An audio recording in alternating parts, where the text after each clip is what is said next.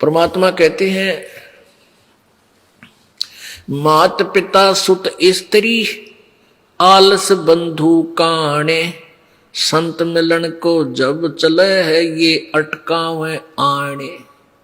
जब आप सत्संग की तरफ चलते हो तो कौन कौन बाधा करते हैं? मात पिता, छोटे बच्चों को, बेटा बेटियों को तो माता पिता बाधक बनेंगे। वहां नहीं जाओगे है हमारी इज्जत का नाश हो जाएगा, हम कदे सत्संग में नहीं जाया करते। तो जैसे उनको ज्ञान है इस तरह के वो फिर बाधा करते हैं।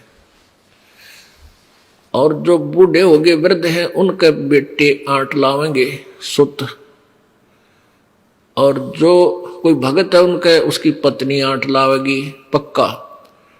अब तो खैर समझदार बेटी होगी, नहीं पहले न्यू कहा करती तो वो जा बाबा तो बाबा बनेगा, और वह खड़दू उतार देती है, हाय तो बाबा बनेगा, घर छोड़ कर जाकर शाका तार दिया करती है। अब नहीं करती ऐसी, अब साथ आती है बेटियां पर, क्योंकि ये मार्ग जो है घर छोड़ने का कोई ना, भक्ति प्राप्ति का जो मार्ग है ये केवल घर छोड़ने तो नहीं मिला है। भक्ति करो, घर पर रहो चाहे बाहर रहो, भक्ति करे पीछा छूटेगा। तो ऐसे मीराबाई जी जैसे कहा ना, मात पिता सुत स्त्री और आलस बंधु कान।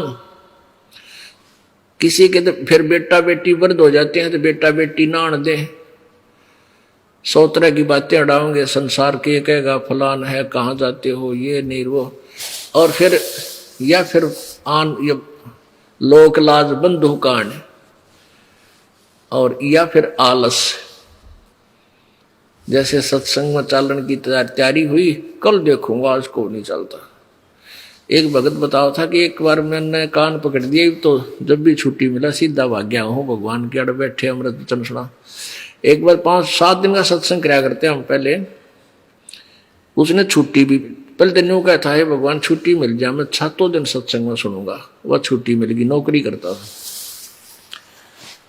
ने बोला मैंने सोची कल देखूंगा, कल चलूंगा, और नीत न्यो थी लास्ट में 1-2 दिन चलूंगा, इतना रेस्ट करूंगा।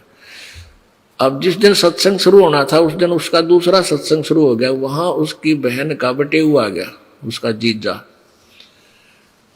वो आगे ने बोला मैंने भैंस लेनी है।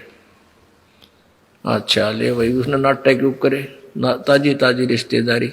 पहले तो उस गांव में दिखाई भैंस नहीं समझ में आई, फिर दूसरे किसी ने बताई कि वहां और गांव है 20 किलोमीटर, वहां गए फदर फदर की तो पैदल वहां बसा बैठे।